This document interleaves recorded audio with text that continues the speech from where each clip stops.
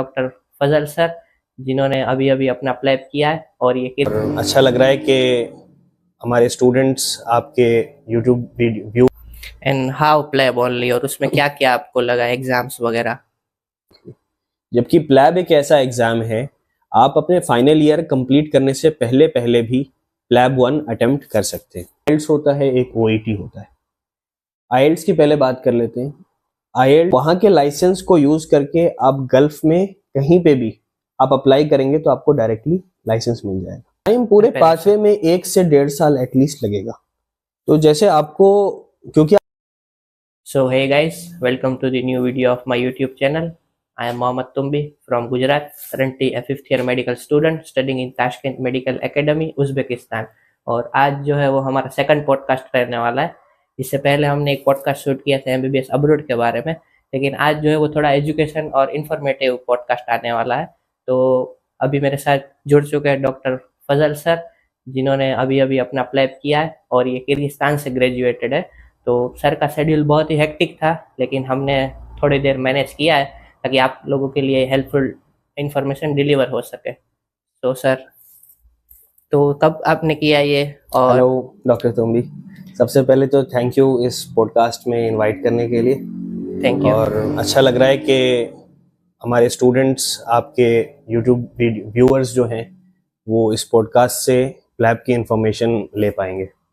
तो सर, कब आपने ये प्लेब के बारे में सोचा और आप ग्रेजुएट कब हुए और आपकी बैच कौन सी थी? मेरा जो ग्रेजुएशन है वो 2023 में कंप्लीट हुआ है और हमारा बैच जो है वो 2018 का था। Kyrgyz state medical academy Bishkek, Kyrgyzstan से ग्रेजुएट किया है। और मैंने प्लैब के बारे में अपने फाइनल ईयर कंप्लीट करने के बाद सोचा कि क्यों ना प्लैब रूट को एक्सप्लोर करके यूके में आगे पीजी और इंटर्नशिप की पाथवे को आगे बढ़ाया जाए। एंड हाउ प्लेब ओनली, और उसमें क्या क्या आपको लगा एग्जाम्स वगैरह? सबसे पहली चीज तो ये कि प्लैब सबसे इजी रूट है यूके में एक डॉक्टर बनने के लिए, एक मेडिकल प्रैक्टिशनर बनने के लिए। और ये जूनियर डॉक्टर्स के लिए बहुत ही हेल्पफुल है, क्योंकि आप जब देखेंगे दूसरे जो पाथवेज हैं एमआरसीपी के या एएमसी यूएसएमएलई के, स्पेशली एमआरसीपी जो पाथवे है यूके जाने का, उसके लिए एक्सपीरियंस रिक्वायर्ड होता है। जूनियर डॉक्टर्स जो जस्ट पास किए हैं वो नहीं बैठ सकते एमआरसीपी एग्जाम के लिए। जबकि प्लैब एक ऐसा एग्जाम है, आप अपने फाइनल ईयर कंप्लीट करने से पहले पहले भी प्लैब 1 अटेम्प्ट कर सकते हैं। प्लेब वन हम फाइनल ईयर से पहले भी कर सकते हैं attempt? फाइनल ईयर में जब आप हो, एग्जाम से जस्ट पहले आप अटेम्प्ट कर सकते हैं, क्योंकि आपके प्लैब 2 तक आते आते आपके पास डिग्री मिल जाएगी। तो प्लेब के लिए हमें बेसिकली यहाँ के मेडिकल का ग्रेजुएशन चाहिए और एफएमजी का कुछ रिक्वायरमेंट होता है इसमें? प्लैब के लिए एफएमजी की कोई रिक्वायरमेंट नहीं है, नीट यूजी की भी कोई रिक्वायरमेंट नहीं है। जो एफएमजी स्टूडेंट्स बिना नीट के आए हुए हैं, बिना नीट के पढ़ रहे हैं फॉरेन मेडिकल कॉलेजेस में, उनके लिए बहुत अच्छा पाथवे है। वो अपने फाइनल ईयर एग्जाम से पहले पहले प्लैब एग्जाम को अटेम्प्ट कर सकते हैं और उसके लिए हमें कोई भी चीज़ की रिक्वायरमेंट नहीं है except for English exam, English proficiency exam. वो ज़रूरी है। उसमें कितने चाहिए आईएलटीएस में, हमें कितने पॉइंट्स चाहिए? इंग्लिश के 2 एग्जाम्स होते हैं, एक आईएलटीएस होता है, एक ओईटी होता है। आईएलटीएस की पहले बात कर लेते हैं। आईएलटीएस में हमें 7.5 बैंड ओवरऑल चाहिए, जिसमें से इंडिविजुअल किसी में भी 7 बैंड से कम नहीं होना चाहिए। टोटल आई थिंक 10 होते हैं, 10 में से हमें टोटल 9 बैंड्स होते हैं। टोटल 9 बैंड्स होते हैं, ठीक है। 4 अलग अलग हमारे एरियाज हैं, reading, writing, listening and speaking. हर एक में आपके मिनिमम 7 होना चाहिए और ओवरऑल 7.5 होना चाहिए। ऑलराइट। ये एक जनरल इंग्लिश एग्जाम है। इसके अपोज्ड अगर हम आईएलटीएस की जगह ओईटी एग्जाम देते हैं तो वो एक ऑक्यूपेशनल इंग्लिश एग्जाम होता है। उसमें आपके मेडिकल सिनारियोज से रिलेटेड इंग्लिश को टेस्ट किया जाएगा, तो वो आपके लिए इजी होता है, जिसमें आपको स्कोर ऑफ 400 लाना होता है। कॉस्ट अगर हम कंपेयर करें तो आईएलटीएस जो है थोड़ा सस्ता है, अराउंड 17,500 रुपीज़। अभी करेंटली हम ये वीडियो 12 अक्टूबर 2024 को रिकॉर्ड कर रहे हैं, तो अभी ये चार्जेस हैं, ये चेंज होते हैं फ्यूचर में। और ओईटी को अगर हम कंपेयर करें तो वो जस्ट डबल, अराउंड 40,000 रुपीज़ उसकी फीस है। ऑलराइट, और प्लेब के बारे में थोड़ा, अगर कोई न्यू ऑडियंस है फ्रेशली जो एडमिशन लिया है, तो थोड़ा एक आप बता देंगे प्लेब के कितने स्टेप होते हैं? लाइक प्लेब 1 प्लेब 2 हम लोगों को तो पता है, लेकिन न्यू ऑडियंस के लिए आप बता दीजिए कि क्या डिफरेंस रहता है, कैसे होता है प्लेब 1 प्लेब 2 और सारे क्राइटेरियाज। प्लैब एक बेसिकली 2 स्टेप एग्जाम है, जिसको देने के बाद आप जीएमसी, जो कि जनरल मेडिकल काउंसिल यूके है, वहाँ पे आप रजिस्ट्रेशन के लिए अप्लाई कर सकते हैं। और वहाँ का रजिस्ट्रेशन मिलते ही आप डायरेक्टली वहाँ पे जॉब सर्च कर सकते हैं। और यही नहीं, आप वहाँ के लाइसेंस को यूज करके आप गल्फ में कहीं पे भी आप अप्लाई करेंगे तो आपको डायरेक्टली लाइसेंस मिल जाएगा। प्लेब मैंने देखा है कि प्लेब 1 वो है, आप इंडिया से प्रिपरेशन कर सकते हो, लेकिन प्लेब 2 के लिए आपको वहां जाना पड़ता है। Right right right. Right. Okay, और इसमें टाइम कितना लग जाता है? टाइम पूरे Preparation। पाथवे में 1 से 1.5 साल एटलीस्ट लगेगा। तो जैसे आपको, क्योंकि आपकी आईएल्ट्स की वैलिडिटी भी होती है, सबसे पहले आपने अगर आईएल्ट्स दे दिया है तो वो 2 साल तक ही वैलिड रहेगा। तो आपको ऐसा करना है कि आपका पूरा पाथवे, आईएल्ट्स, प्लैब 1 और प्लैब 2, ये तीनों चीजें आप विद इन 2 इयर्स कंप्लीट करें। और इसमें यह है कि आईएल्ट्स देने के 2 दिन के अंदर आपके रिजल्ट्स आएंगे और आप अपनी प्लैब 1 बुकिंग जीएमसी के ऑफिशियल वेबसाइट से कर सकते हैं। प्लैब 1 आप इंडिया के किसी भी सेंटर में या दुबई में या आपके अपने जो यूनिवर्सिटी है, जिस भी कंट्री में है, अभी हम ताशकंद उज़्बेकिस्तान में बैठे हैं, तो यहाँ से भी आप दे सकते हैं। Centre all over the world है। सही है। और कॉस्ट टोटल कितनी लगती है? टोटल एक्सपेंसेस पूरे प्रोसेस का एक बार आप ब्रेकडाउन भी दे देना, आइल्स में कितना, प्लेब 1 में कितना, प्लेब 2 में कितना? आईएल्ट्स की फीस जैसे मैंने आपको बताई 17,500 है। प्लैब 1 की फीस अप्रोक्सीमेटली 30,000 INR है। प्लैब 2 की फीस अप्रोक्सीमेटली 90,000 INR है। ये आपके एग्जाम फीस हो गए। इसके अलावा आपको प्लैब 2 यूके जाके देना है, तो आपको यूके जाने में, वहाँ पे रहने में और कोचिंग के एक्सपेंसेस अप्रोक्सीमेटली 2 लाख रुपीज अलग से आते हैं।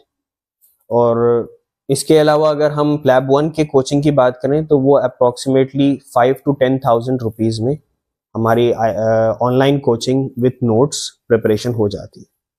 तो टोटल कॉस्ट अगर हम एक्सपेक्ट करें तो 4 to 5 lakhs तक जाता है। It is a very cheap pathway compare to USMLE and AMC, which are costing almost 30 lakhs and 10 lakhs respectively. यही मुझे पूछना था कि लाइक ऐसे बहुत सारे पाथ में, यूएसएमएलई, एएमसी, यूके का प्लेब वगैरह, तो आपने क्यों बस यही चुना, only PLAB? Easiest route for junior doctors, सबसे पहली बात ये। USMLE एक तो बहुत ही एक्सपेंसिव है, राइट। और टाइम टेकिंग प्रोसेस है। वो 3 years प्रोसेस है with 25 to 30 lakhs expense. AMC भी लॉन्ग प्रोसेस है। यहाँ तक कि मैं आपको बताऊं, जिन लोगों को ऑस्ट्रेलिया में जॉब करना है वो प्लैब पाथवे से जाते हैं। क्योंकि जैसे ही उन्होंने प्लैब 1 प्लैब 2 करके जीएमसी का रजिस्ट्रेशन लिया, वो इमीडिएटली उस रजिस्ट्रेशन पे एएमसी में रजिस्ट्रेशन अप्लाई करेंगे और बिना किसी एग्जाम के डायरेक्ट एएमसी का रजिस्ट्रेशन मिलेगा और ऑस्ट्रेलिया में काम कर सकते हैं।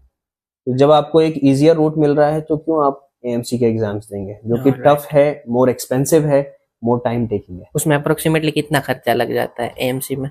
डबल लगता है प्लैब से, ऑलमोस्ट डबल। और यूएसएमएलई में? यूएसएमएलई में ऑलमोस्ट 5 to 6 टाइम्स लगता है कंपेयर टू प्लैब। अगर हम इसको ओनली यूके से ही कंपेयर करें तो प्लैब वर्सेस एमआरसीपी में आप क्या कहेंगे? प्लैब वर्सेस एमआरसीपी में फिर वही बात है, MRCP is more expensive, more time taking, and उसकी एलिजिबिलिटी को आपको मीट करना पड़ेगा, क्योंकि आप जूनियर डॉक्टर हैं अभी। अगर हम एफएमजीज को टारगेट कर रहे हैं तो हमारे जो इंटर्नशिप प्लस एक्सपीरियंस डॉक्टर्स हैं वो एमआरसीपी में बैठ सकते हैं। जो हमारे अभी फाइनल ईयर स्टूडेंट्स हैं वो एमआरसीपी में नहीं बैठ सकते। इवन इंटर्नशिप करने के फौरन बाद भी आप एमआरसीपी में नहीं बैठ सकते। तो आपके लिए हमेशा बेटर रूट प्लैब रहता है। प्लैब रहता है। और कॉस्ट वाइज भी अगर हम कहें तो एमआरसीपी का expense including the resources and coaching 18 lakhs तक आता है, almost 3 to 4 times then PLAB. जी। और इसमें कितने साल की ये एक्सपीरियंस चाहिए होगा? आप बोल रहे थे कुछ आपको वर्क एक्सपीरियंस भी चाहिए, पोस्ट ग्रेजुएट या फिर इंटर्नशिप करने के बाद 1 साल की और आपकी वर्किंग होनी चाहिए। 1 साल मिनिमम। मिनिमम। और इसको विदाउट एफएमजी कर सकते हैं एमआरसीपी को? एमआरसीपी पाथवे आप विदाउट एफएमजी भी कर सकते हैं। उसमें क्या डिफरेंस रहता है विद एफएमजी और विदाउट एफएमजी? उसमें कोई डिफरेंस है? इसमें यह है कि अगर आपने इंडिया में इंटर्नशिप करना है तो आप एफएमजी करके इंडिया में इंटर्नशिप और जॉब करके फिर आप एमआरसीपी पाथवे में जाते हैं। लेकिन अगर आप अपने ही मेडिकल कॉलेज से अब्रॉड में उज़्बेकिस्तान में या किर्गिस्तान में इंटर्नशिप करते हैं, जॉब करते हैं, तो उसके बाद आप एमआरसीपी में डायरेक्टली जा सकते हैं। और एक और पाथवे आजकल बहुत फेमस चल रहा है, यूकेएफपी पाथवे। तो पहले आप ये बताएंगे कि ये पाथवे कौन सा है? यूकेएफपी पाथवे एक ऐसा पाथवे है जिसको फुल फॉर्म अगर मैं कहूँ यूके फाउंडेशन प्रोग्राम, तो ये फाउंडेशन डॉक्टर्स के लिए है हमारे, और ये उनके लिए जिन्होंने इंटर्नशिप नहीं किया हुआ है, ना अपने होम कंट्री इंडिया में, ना ही अपने कॉलेज के कंट्री उज़्बेकिस्तान या रशिया में। इंटर्नशिप आपने कहीं नहीं किया, आप डायरेक्टली अपनी इंटर्नशिप यूके जाके करना चाहते हैं, वहां जाके आप इंटर्नशिप करेंगे। एग्जैक्टली। तो उसके लिए क्या करना है, आपको एक अलग से एक एप्लीकेशन होती है, एलिजिबिलिटी एप्लीकेशन, वो आपको भरना है। वो प्लैब 1 या प्लैब 2 पर डिपेंड नहीं होता, वो इवन आप प्लैब 1 से पहले भी आप यूकेएफपी पाथवे को अप्लाई कर सकते हैं। It means totally independent pathway है। टोटली इंडिपेंडेंट पाथवे है। यूकेएफपी पाथवे में अप्लाई करने के लिए आपको सिर्फ और सिर्फ इंग्लिश टेस्ट आपका वैलिड होना चाहिए, आईएलटीएस, जो कि 7.5 बैंड होना चाहिए, ओवरऑल भी और इंडिविजुअल भी। 7.5। अगर हम यूकेएफपी पे बात करें तो अभी आपने बात की कि विदाउट एफएमजी कर सकते हैं, बट अगर इन केस किसी ने एफएमजी कर लिया तो वो ये पाथवे एक्सप्लोर कर सकता है, या ओनली ही और she can go for PLAB और एमसी? यूकेएफपी पाथवे स्पेशली उन्हीं लोगों के लिए जिन्होंने इंटर्नशिप नहीं किया हुआ है कहीं से। जो ऑलरेडी इंटर्नशिप कर चुके हैं वो फाउंडेशन ईयर 2 में जाते हैं यूके में, ना कि फाउंडेशन ईयर 1 में। तो वो जो होते हैं वो CAFY1 में जाते हैं। यूकेएफपी वाले सीधे FY1 में जाएंगे। FY1 में जाएंगे जी। All right. और अगर हम डेजिग्नेशन की बात करें आफ्टर दिस पाथवे, अगर हम यूकेएफपी पाथवे लेंगे तो हम फाउंडेशन ईयर 1, जो कि जूनियर मोस्ट डॉक्टर होते हैं, ट्रेनी डॉक्टर हम उन्हें कहते हैं, वहां पे हम पहुंचेंगे। उसके बाद आपको फाउंडेशन ईयर 2 में पहुंचना पड़ेगा, जो कि 2 फाउंडेशन ईयर है। वो करने के बाद आप अपनी स्पेशलिटी ट्रेनिंग किसी भी फील्ड में, फॉर एग्जांपल रेडियोलॉजी में आप 5 इयर्स की ट्रेनिंग है, ST1 to ST5, आप वो स्टार्ट कर सकते हैं। इट मींस टोटल आपको 7 इयर्स लग जाएंगे। 2 years of foundation, 5 years of speciality. और प्लैब में ऑब्जर्वरशिप होती है, is it the same of the 2 years या वो डिफरेंट है कंप्लीटली? ऑब्जर्वरशिप एक टोटली इंडिपेंडेंट, एक पर्सनल एक्सपीरियंस के लिए एक चीज होती है, उसको प्लैब पाथवे से कोई मतलब नहीं। ओके। ऑब्जर्वरशिप वो चीज होती है जो हम कंसल्टेंट डॉक्टर्स इन यूके को हम अप्लाई करते हैं कि हम आपके साथ बैठ के कुछ सीखना चाहते हैं साथ में। ऑलराइट। वो अनपेड होती है। अगर हम मास्टर्स की बात करें फ्रॉम यूके, तो उसके बारे में आप क्या कहेंगे? यूके में जो मास्टर्स है वो ट्रेनिंग जॉब होती है। जैसे मैंने स्पेशलिटी ट्रेनिंग की बात की, अगर आप स्पेशलिटी ट्रेनिंग में चले जाते हैं और आप 5 इयर्स रेडियोलॉजी में हैं, या अगर आप मेडिसिन सर्जरी में करते हैं तो उनमें 2+5 जैसा प्रोग्राम होता है, core training 2 years plus 5 years in your speciality, इस तरह का पाथवे है। After 7 years of job under training, वो आपको एक सर्टिफिकेट देते हैं, which is a certificate of completion of training, जो कि आपको वैलिड होता है आपके पीजी के इक्विवेलेंट, सुपर स्पेशलाइजेशन के इक्विवेलेंट होता है इनफैक्ट इंडिया के। और इस पूरे पाथवे के बीच में ड्यूरिंग योर स्पेशलिटी ट्रेनिंग आपको MRCP 1, MRCP 2 और पेसिस एक एग्जाम होता है, ये सब आपको क्लियर करना है within this training. Okay, if we talk about the salaries, क्योंकि सबके मन में रहता है कि हम अर्न कितना करेंगे, तो सैलरी की अगर हम बात करें तो जो फाउंडेशन डॉक्टर्स हैं हमारे, जो FY1 और FY2, ये around 36,000 pounds to 42,000 pounds earn करते हैं एनुअली। और अगर और हम बात करें कि फाउंडेशन के अलावा लाइक आप जैसे पीजी ट्रेनिंग में, तो स्पेशलिटी ट्रेनिंग में जैसे आप जाते हैं 2 ईयर का फाउंडेशन कंप्लीट करने के बाद, तो आपकी सैलरी 42,000 से बढ़ के अराउंड 49 to 70,000 तक हो सकती है। रेंज रहता है अलग अलग हॉस्पिटल का, 49 to 70,000 की है। अगर स्पेशलिस्ट की बात करें तो वहाँ अगर आप कंप्लीट स्पेशलिस्ट डॉक्टर बन चुके हैं तो आप 80 to 96,000 पाउंड्स अर्न कर सकते हैं, और अगर आप कंसल्टेंट बन गए हैं तो 100 to 120,000 पाउंड्स एनुअली, और इवन कुछ कंसल्टेंट जो हैं 150,000 पाउंड्स एनुअली भी कमा रहे हैं। इसको आप INR में बता दीजिए। INR में अगर हम कहें तो 1 पाउंड अभी आज के डेट में 116 रुपीज चल रहा है, जो कि हमारे फाउंडेशन डॉक्टर को starting salary approximately 3 lakh per month की होगी। एनुअली ये आपकी 34-35 लाख हो जाएंगे। एनुअली वी विथ कुछ रिडक्शंस भी होते हैं इसमें, टैक्सेशंस वगैरह, ये टैक्सेशंस सब हैं, करके है या नहीं ये बिफोर टैक्सेस है, बिफोर टैक्सेशन? टैक्सेशंस इस पे आएंगे। तो इसमें अप्रोक्सीमेटली फिर कितने टैक्सेशन वगैरह आफ्टर लगते टैक्स हैं? भी अगर हम कहें तो फाउंडेशन डॉक्टर्स को ऑलमोस्ट 2,75,000 2,75,000 जी मंथली अप्रोक्सीमेटली हो जाएगा। फिर वहाँ पे अकोमोडेशन वगैरह अप्रोक्सीमेटली कितना लगता है, लिविंग एक्सपेंसेस कितने लगते हैं, और ऑलमोस्ट कितना बच जाता है एज अ डॉक्टर? अगर हम लंदन की बात करें तो लंदन में एक 2 बेडरूम फ्लैट 800 पाउंड्स जो कि ऑलमोस्ट 80,000 रुपीज होंगे। शेयरिंग में है या ये नहीं, ये मैं पूरे सिंगल? फ्लैट का आपको रेंट बता रहा पूरे हूँ। फ्लैट का 80,000 पाउंड्स में सॉरी 80,000 INR? रुपीज में आपको एक 2 BHK फ्लैट मिल जाता है। यूजुअली 3 to 4 डॉक्टर्स उसको शेयर करके ले लेते हैं। इट मीन्स 20,000 पर मंथ आपको रफली? वो डिपेंड करेगा, अगर आप 4 पर्सन अकेले है तो? रहना चाहते हैं, दो के साथ रहना चाहते हैं, वो आपकी पर्सनल चॉइस नहीं, if you choose 4 person then 20,000 ये रहा। फिर बिल्कुल। फूड ग्रोसरी और उसमें फूड कितने एक्सपेंसेस मिनिमम आपको 250 पाउंड्स जो कि 250 25,000 रुपए होते हैं, मिनिमम इतना एक्सपेंस आएगा। This is if you are eating at home, home? Home cook कर रहे हैं तो ये खर्चा है। रेस्टोरेंट्स में खाएंगे तो फिर उसकी कोई लिमिट नहीं है। वो तो आप कहीं पे भी जाए, अगर रेस्टोरेंट्स वगैरह में खाएंगे तो it will be light expensive. जी। It means we can talk that bare minimum 50 to 70,000। और अगर आप फिर अकेले रहेंगे अपार्टमेंट वगैरह अकेले में रहेंगे तो आप 1 लाख का मंथली 1 एक्सपेंस लाख रखिए। मंथली।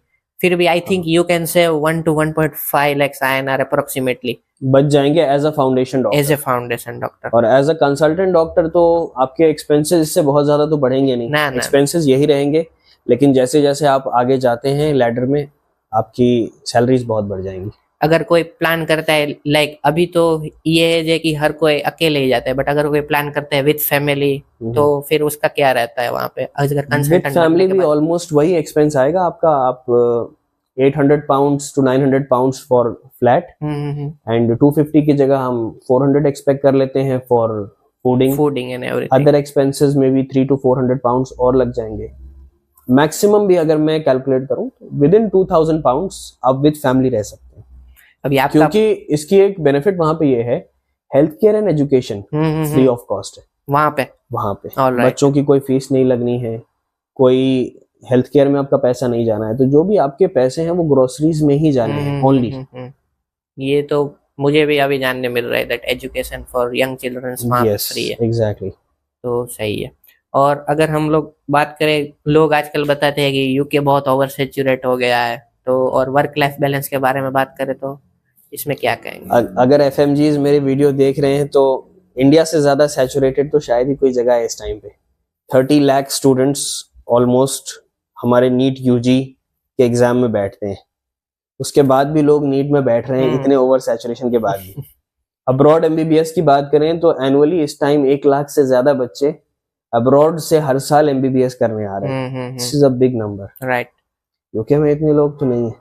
ब्लैक पाथवे बहुत कम लोग जाते हैं, मुश्किल से शायद 5 to 6,000 डॉक्टर्स। नहीं, बट वो आजकल न्यूज वगैरह में भी चलता है और फाउंडेशन डॉक्टर्स के लिए थोड़ा सा मुश्किल है जॉब लेना।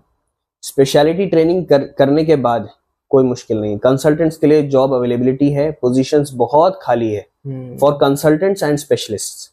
फाउंडेशन डॉक्टर्स को थोड़ा स्ट्रगल करना पड़ेगा, आपको 3 to 4 मंथ्स जॉब सर्च करना पड़ेगा। किसी किसी को rarely up to 6 months 7 months भी लग जाते हैं, बट एवरेज 3 to 4 months में आपको जॉब मिल जाएगी। आपको क्या लगता है, आपने एमबीबीएस अब्रॉड किया तो क्या वो वर्थ इट है? डेफिनेटली। एमबीबीएस अब्रॉड एक एमडी जनरल मेडिसिन की डिग्री होती है जो कि GMC general medical council UK recognise करता है। और जितने भी ये सेंट्रल एशियन कंट्रीज हैं, रशिया है, इनकी डिग्रीज आप जीएमसी की वेबसाइट पे जाइए, जनरल मेडिकल काउंसिल यूके, उस पर लिखा हुआ है वो कहाँ की यूनिवर्सिटी, किस यूनिवर्सिटी की डिग्री को वो एक्सेप्ट नहीं करते। अगर आपकी यूनिवर्सिटी का नाम उसमें नहीं है, मोस्ट प्रोबेबली नहीं होगा। अगर आप एक गवर्नमेंट यूनिवर्सिटी से हैं, मैं एक गवर्नमेंट यूनिवर्सिटी से पढ़ा हूँ और हमारे डॉक्टर तुम्बी भी ताशकंद मेडिकल एकेडमी एक गवर्नमेंट यूनिवर्सिटी है, राइट। तो अगर आप एक गवर्नमेंट यूनिवर्सिटी से पढ़े हैं तो डेफिनेटली जीएमसी उसको एक्सेप्ट करेगी। उसमें कोई क्राइटेरिया रहता है? हर यूनिवर्सिटी यहाँ की एक्सेप्ट करती है गवर्नमेंट है तो? मोस्टली अगर अनलेस वो उन्होंने अपने वेबसाइट पे मेंशन कर रखा है, वो उन यूनिवर्सिटी की लिस्ट उन्होंने मेंशन की है जो वो नहीं एक्सेप्ट करते। ओके। तो अगर उसमें लिस्ट में नाम नहीं है आपका तो एक्सेप्टेड है। आप इंडिया में भी प्रैक्टिस कर सकते हैं, लेकिन why are you choosing UK over India? India में आई थिंक फाउंडेशन डॉक्टर्स के लिए ना वर्क लाइफ बैलेंस नहीं है, हम्म। और काम ज्यादा है बहुत। और बाकी आप न्यूज आजकल देख रहे हैं, डॉक्टर्स की हालत इंडिया में बहुत सेफ अच्छी नहीं है और भी बहुत सारे पॉइंट। सेफ्टी नहीं है जूनियर रेसिडेंट्स के लिए। यूएसएमएलई की अगर हम स्पेसिफिकली बात करें तो उसमें अप्रोक्सीमेटली कितना टाइम लग जाता है? USMLE 2 to 3 years long process है। आई थिंक थर्ड ईयर में आप स्टेप 1 दे, एग्जैक्टली फिर अगर 6th ईयर कोई में थर्ड step ईयर 2 में दे। स्टार्ट करता है तो फाइनल ईयर के 1 साल बाद तक वो उसको कंप्लीट कर पाएगा। और कॉस्टिंग भी आपने बताई वैसे का जी। Quite expensive. यस। एएमसी में कितना टाइम पीरियड लगता है? एएमसी में भी 2 years का टाइम 2 पीरियड इयर्स है। का टाइम पीरियड। और कॉस्ट हमने बात की वैसे ही जी अप्रोक्सीमेटली 10 लाख। जी। आप अभी क्या एडवाइस देंगे जो यंग डॉक्टर्स या कोई अगर देख रहा है हमारी वीडियो? मैं आपके यंग डॉक्टर्स को ना experiences शॉर्ट में प्लैब के बारे में डिटेल देना चाहूँगा कि प्लैब 1 हमारा एक MCQ based multiple choice question based exam है, जिसमें 180 क्वेश्चंस आते हैं।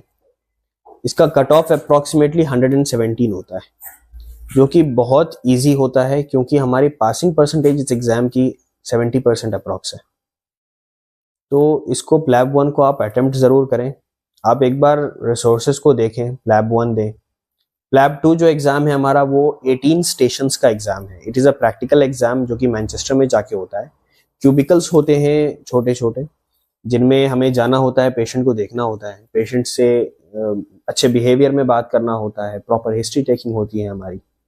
और उसमें 8 मिनट्स का टाइम मिलता है आपको, जिसमें 4 मिनट्स आपको हिस्ट्री टेकिंग में मिलेगा और नेक्स्ट 4 मिनट्स आपको मैनेजमेंट में मिलेगा। डायग्नोसिस डायग्नोसिस उसी के अंदर है। हाँ, आप at the end of 4 minutes you are suppose to have a diagnosis. It means in one OSCE question you are getting 8 minutes. 8 minutes या 8 minutes for history taking, diagnosis and management, everything in the 8 पूरा minutes. Manage करके आपको patient को total 18 में से कितना हमें 18 में से उसमें रेस्ट स्टेशंस भी होते हैं, and if I am not wrong 9 stations उसमें सही करने हैं आपको। अभी आपका प्लेब 1 हुआ है तो आप कब प्लेब 2 के लिए जा रहे हैं वहाँ? प्लैब 2 के लिए मैं नेक्स्ट 4 डेज में जा रहा हूँ। 16 अक्टूबर को मेरी फ्लाइट है। और अभी अप्रोक्सीमेटली कितना टाइम पीरियड आप वहाँ स्टे करेंगे, प्रिपरेशन करेंगे, कोचिंग या एकेडमी भी कोई ज्वाइन एकेडमी में ज्वाइन करना है, क्योंकि प्लैब 2 के लिए एकेडमी ज्वाइन करना ज़रूरी है। उसके बिना प्रैक्टिस नहीं हो सकती, क्योंकि एक प्रैक्टिकल एग्जाम है। और एकेडमीज बहुत सारी हैं, लंदन में भी हैं, मैनचेस्टर में भी हैं। तो मोस्ट फेमस वंस हैं वो कॉमन स्टेशंस, ये सबसे ज्यादा फेमस है। स्वामी और एस्पायर, ये फेमस वंस हैं। एटलीस्ट 2 मंथ्स तो मैं स्टे करके प्रैक्टिस करके फिर प्लैब 2 दूँ। तो आप 2 मंथ्स मान के चले वहाँ आपने प्रैक्टिस की, फिर एग्जाम हो गया, फिर आप वहाँ स्टे करेंगे या फिर आप आ जाएंगे वापस इंडिया? मैं वापस आ जाऊंगा, क्योंकि वहाँ रहने का कॉस्ट बहुत ज़्यादा है। हाँ, और विदाउट जॉब वहाँ पे रहना एडवाइजेबल नहीं है। तो आप वापस आ जाएं, आपके प्लैब 2 का रिजल्ट आ जाएगा, उसके बाद आप जीएमसी में अप्लाई करेंगे। जीएमसी की जैसे ही रजिस्ट्रेशन आ जाती है, आप जॉब अप्लाई करके वहाँ पे जा सकते हैं। तो अप्रोक्सीमेटली इसके दरमियान कितना टाइम पीरियड लग जाएगा? एटलीस्ट प्लैब 2 के बाद आपको 4 to 5 मंथ्स का 4 to टाइम 5 मंथ। लगता है। प्लेब 1 कब दिया था आपने? प्लैब 1 मैंने अगस्त में दिया था। अगस्त में? 2 महीने हुए हैं अभी। फर्स्ट अटेम्प्ट था? फर्स्ट अटेम्प्ट था। और इसकी आपने कितने मंथ्स प्रिपरेशन की थी? मैंने 2 मंथ्स प्रिपरेशन की थी। उसके लिए आपने कोई कोचिंग प्लेटफॉर्म वगैरह ज्वाइन किया था या? उसके लिए ऑनलाइन एक प्लेटफॉर्म है हमारा प्लैबेबल, जो मोस्ट फेमस है। हाँ, मोस्ट फेमस है। सब बच्चे प्लैबेबल करते हैं और सभी लोग यही कहते हैं प्लैबेबल इनफ है। ज्यादा इधर उधर जाने की जरूरत नहीं है। जितना हम अपने रिसोर्सेज बढ़ाएंगे उतना हम फंस जाते हैं बेसिकली, फोमो क्रिएट करके। वो एग्जैक्टली। तो प्लैबेबल अच्छे से करें, बार बार करें। उसमें क्वेश्चंस भी हैं, उसमें रिवीजन गाइड्स भी हैं, जेम्स भी हैं, शॉर्ट नोट्स भी हैं। उसको करके जाएं, हो जाएगा। उसका सब्सक्रिप्शन कितने का आता है? उसका सब्सक्रिप्शन अप्रोक्सीमेटली 4000 रुपीज का है। 1 मंथ और फुल कोर्स? आई थिंक 5 या 6 मंथ्स के मिलते हैं वो। 6 मंथ्स के लिए let's call it 5000 rupees. 6 months के लिए 5000 रुपीज है। I think it's quite affordable. हाँ। और आपका अभी आगे क्या प्लान है, किस फील्ड में रेसिडेंसी वगैरह आपको करनी है? ये तो अभी मैंने प्लान किया नहीं है, बिकॉज रेसिडेंसी करने के लिए आपको पहले फाउंडेशन ईयर के 2 फाउंडेशन ईयर कंप्लीट करने हैं। राइट। और उसके बीच आपके पास एटलीस्ट एक कॉन्फ्रेंस आपको अटेंड करना है, एक पब्लिकेशन होनी चाहिए आपकी, तब जाके आप उसको, मतलब आपको अच्छा स्पेशलिटी में आपको पोजीशंस मिलती है। कॉन्फ्रेंस आपने बात की है, क्या कौन सी कॉन्फ्रेंस होती है? General medical conferences. कोई भी अटेंड कर सकते हैं या आपको वो लोग बोलेंगे वही? कोई से भी। आपका बस एक्सपोजर होना चाहिए आपकी फील्ड में। तो जिस फील्ड में एक्सपोजर होगा उसी फील्ड में वो आपको ज्यादा रिकमेंड करते हैं। पब्लिकेशन में मेडिकल रिलेटेड एक आप definitely publication medical related. Alright. तो और कुछ आप कहना चाहेंगे, पूरी अपनी लाइफ का एक्सपीरियंस आज तक क्या हुआ और आप आगे क्या एडवाइस करना चाहेंगे स्टूडेंट्स को? लाइफ का एक्सपीरियंस यही है कि नीट यूजी का भी दिया था, वो नहीं हो पाया था तो अब्रॉड चले गए। और अब्रॉड जाना एक बहुत ही सक्सेसफुल जर्नी रहा। काफ़ी कुछ सीखने को मिला, प्रोफेसर से, टीचर्स से, लोकल से, एक नया एनवायरनमेंट मिला, नया कल्चर मिला, एजुकेशन को देखने का एक नया नज़रिया मिला। क्योंकि बैक होम हम शायद एजुकेशन के लिए नहीं, सिर्फ एग्जाम्स के लिए पढ़ रहे हैं, कट ऑफ्स के लिए पढ़ रहे हैं, और इतने ज़्यादा एप्लीकेंट्स हो गए हैं कि जितना भी हम पढ़ें कट ऑफ और ऊपर जा रहा है। कंपटीशन इतना बढ़ रहा तो बेहतर ये है कि दुनिया हमारे लिए खुली है, है। अच्छे कॉलेजेस हैं, हम एजुकेशन को एजुकेशन की तरह देखें और जहाँ से भी हमें एजुकेशन मिल सकती है हम उसको हासिल करें और आगे बढ़ें। लेकिन मैंने देखा हुआ है कि कुछ एमबीबीएस अब्रॉड करने स्टूडेंट आते हैं तो अपने आप को बहुत अंडर कॉन्फिडेंट मानते हैं, क्योंकि इंडिया में वो किसी से बात करते हैं, आज तो हमारी अपर लिम चल रही है, लोअर लिम चल रही है, यहाँ उनकी बोन्स मसल्स ये सब चलता रहता है। आप तो ये सारे पाथवे से गुजरे हुए हैं, तो कुछ लोग ये प्रॉब्लम्स देखते हैं कि यार हमारा हो पाएगा, हमें नॉलेज सही मिलेगी या नहीं। तो इस बारे में मैं चाहता हूँ कि आप थोड़ा कुछ बता दें, इज इट सफिशिएंट? पहली बात तो ये कि इंडिया में स्टूडेंट्स के पास जो रिसोर्सेज हैं वो शायद अब्रॉड वालों के पास कम है। उस कम रिसोर्सेज में होने के बावजूद भी हम लोग मैरो और प्रेपलैडर की सब्सक्रिप्शन से और बाकी जो ऑफलाइन टीचर्स आते हैं यहाँ पे हमें पढ़ाने के लिए इंडिया से, उनको भी यूज़ करते हैं। हमारे प्रोफेसर्स जो हमें लेक्चर नोट्स देते हैं, प्रेजेंटेशंस देते हैं, उनको हम यूज़ करते हैं। और आज के टाइम पे मुझे नहीं लगता कोई भी एफएमजी डॉक्टर किसी भी इंडियन डॉक्टर से कम है। आप दिल्ली, मुंबई या कोई भी मेट्रो सिटी के किसी भी मेजर हॉस्पिटल में जाएं, आपको एटलीस्ट 20 to 30% डॉक्टर्स अब्रॉड से मिलेंगे और अच्छा कर रहे हैं। और आज से नहीं, लास्ट 10-15 ईयर्स से प्रैक्टिस कर रहे हैं। काफ़ी पुराने डॉक्टर्स जो अब्रॉड से पढ़ के गए हुए हैं वो आज प्रैक्टिस करते हैं। और ऐसा नहीं है कि हम बाहर की पढ़ाई से वहाँ पे प्रैक्टिस कर रहे हैं। आफ्टर 2002 एफएमजी तब से बच्चे दे रहे हैं और इंडिया के नेशनल मेडिकल काउंसिल के सेट किए हुए एग्जाम के थ्रू हम गुजरते हैं। इंडियन स्टैंडर्ड्स को हम सेटिस्फाई करते हैं, उसके बाद हमें लाइसेंस मिलता है। तो I think foreign medical graduates are at par with Indian medical graduates. So guys, that's it for the video. I hope you will like my video, and thank you once again Dr. Fazal for this interview and podcast. I hope you will like my video. Like, share, subscribe, and keep supporting so that we can bring more informative podcasts like this. Thank you so much. Thank you so much.